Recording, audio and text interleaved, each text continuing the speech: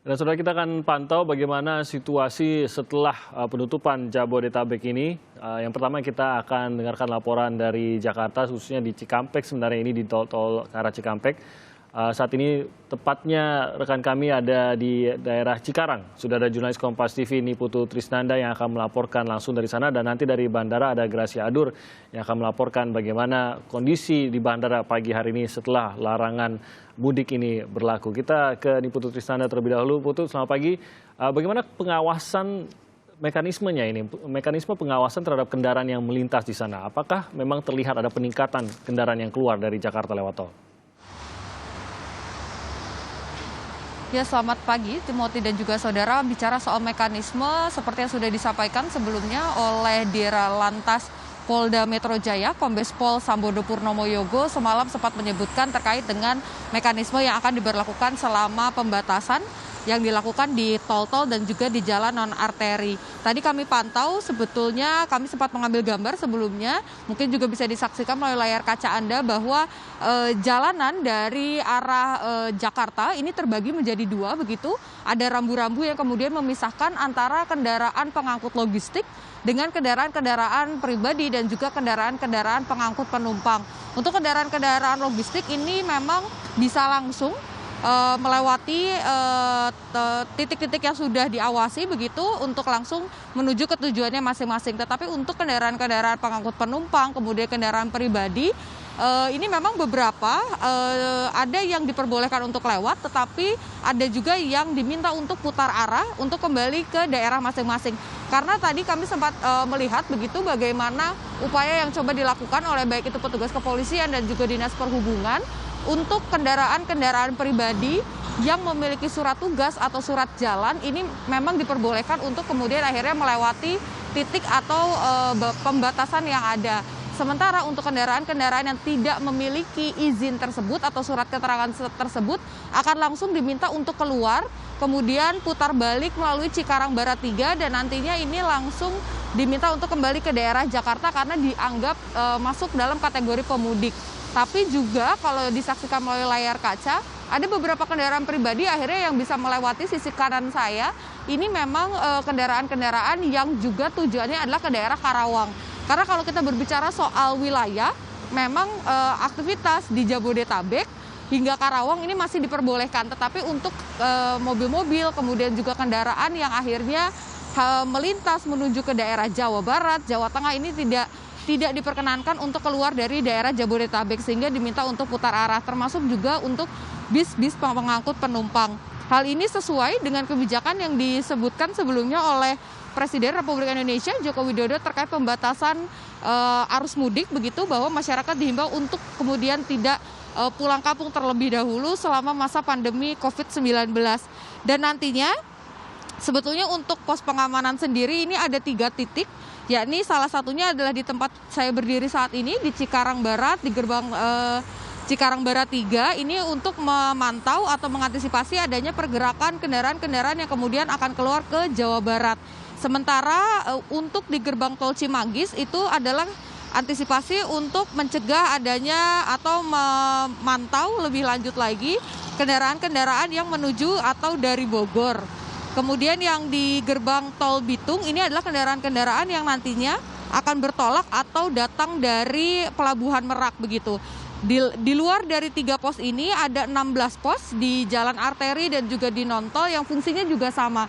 Sebetulnya aktivitas di daerah Jabodetabek ini masih boleh berlangsung seperti biasa, tetapi tetap dengan catatan sesuai dengan aturan dari PSBB, pemberlakuan pembatasan sosial berskala besar yang dilakukan atau yang dikeluarkan oleh Gubernur Provinsi DKI Jakarta Anies Baswedan, yakni tidak disarankan jika memang tidak harus bekerja, masyarakat ini tidak boleh keluar rumah. Kemudian juga 8 sektor ini diizinkan untuk tetap beraktivitas begitu, seperti misalnya kesehatan, ekonomi, pangan, kemudian juga dan 8 sektor lainnya ini diperbolehkan untuk tetap beraktivitas. Hal ini juga yang dilakukan oleh pihak kepolisian dan juga Dinas Perhubungan memastikan bahwa memang yang melintas ini sudah memiliki surat tugas dan juga sudah sesuai dengan aturan dari PSBB yang diberlakukan. Dan kami juga sempat tadi berbincang begitu bahwa memang ini masih berada di bawah koordinasi bidang hukum Polda Metro Jaya, tetapi ini sudah dikoordinasikan juga dengan daerah-daerah lain. Karena seperti yang kita tahu, PSBB ini tidak hanya dilakukan oleh Provinsi DKI Jakarta saja, tetapi juga sudah dilakukan di Provinsi Jawa Barat dan juga kota-kota lainnya seperti Kota Bandung misalnya salah satunya, Timothy.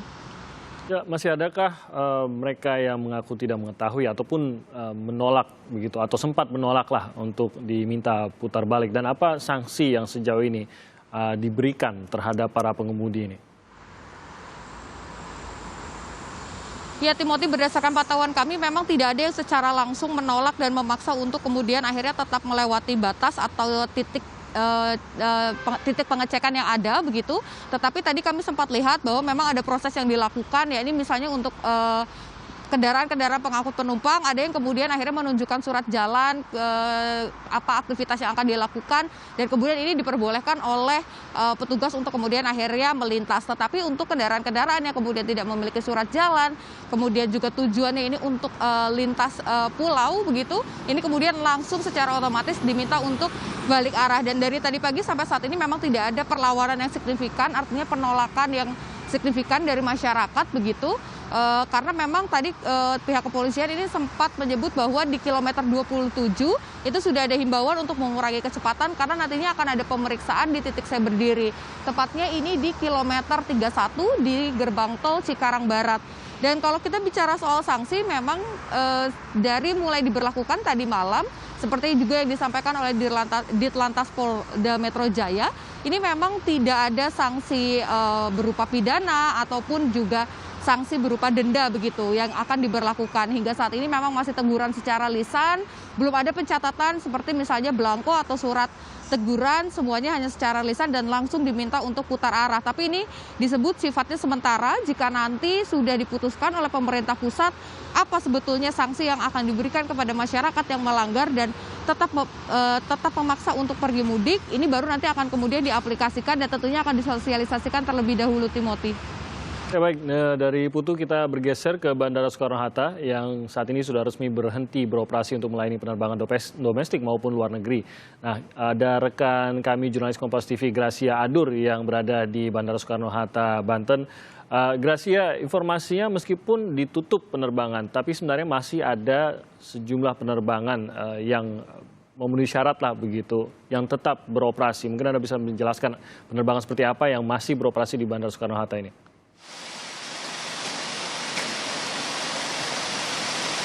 Baik Timothy dan juga saudara, untuk layanan penerbangan yang masih bisa beroperasi pada hari ini yakni pimpinan lembaga tinggi Republik Indonesia beserta tamu kenegaraan. Selain itu juga operasional penerbangan khusus repatriasi atau pemulangan WNI atau WNA. Kami melihat pada bagian ini juga kami masih melihat ada 1 atau 2 penumpang yang masih menunggu penerbangan khusus repatriasi ini. Kemudian yang terakhir untuk operasional angkutan kargo untuk mengangkut bahan kebutuhan medis dan juga pangan. Timothy. Kalau untuk penumpang umum masih adakah yang terlihat entah itu berusaha mencari penerbangan, terutama untuk penerbangan komersial begitu?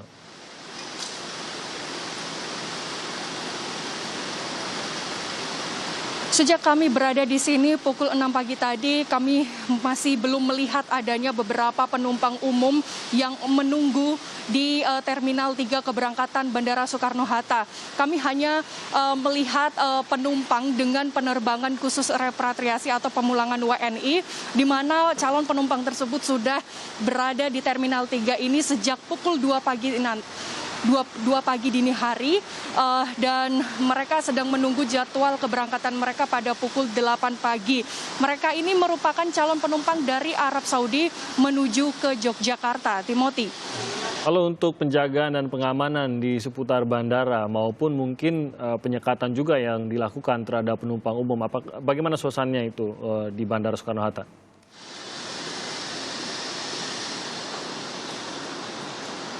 Jika terkait suasana pengamanan yang berada di sini, tentu mereka terus mengerahkan para petugas dari PT Angkasa Pura untuk selalu menjaga social distancing atau physical distancing bagi para calon penumpang yang hari ini mungkin akan melakukan refund tiket pesawat. Kemudian juga di sini mereka terus menjaga protokol kesehatan untuk para calon penumpang dengan penerbangan repatriasi untuk selalu menjaga jarak 1 atau 2 meter bagi para calon penumpang yang lain. Timothy.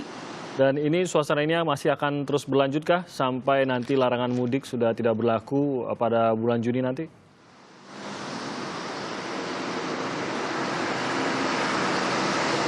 Ya, betul Timothy. Ini akan terus berlaku hingga 1 Juni nanti. Nah, tadi kami juga sempat ada konfirmasi sedikit dari Vice President Sekretari PT Angkasa Pura, yakni Hendry Heryuditiawan, mengatakan bagi para calon penumpang yang masih ada penerbangan di tanggal-tanggal 24 April hingga 1 Juni nanti diimbau untuk melakukan refund atau pengembalian tiket. Nah, mekanisme pengembalian tiket ini nanti dibagi menjadi 2 bagian. Yang pertama, kalau refund tiket dari pihak maskapai penerbangan nanti akan dikembalikan uang tiketnya yakni sejumlah 100%.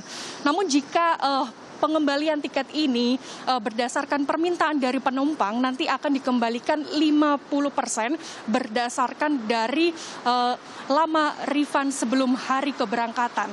Timothy. Baik, terima kasih Gracia Adur melaporkan dari Bandara Soekarno-Hatta di Tangerang, Banten, dan juga tadi ada Niputu Trisnanda dari Gerbang Tol Cikarang Barat 3.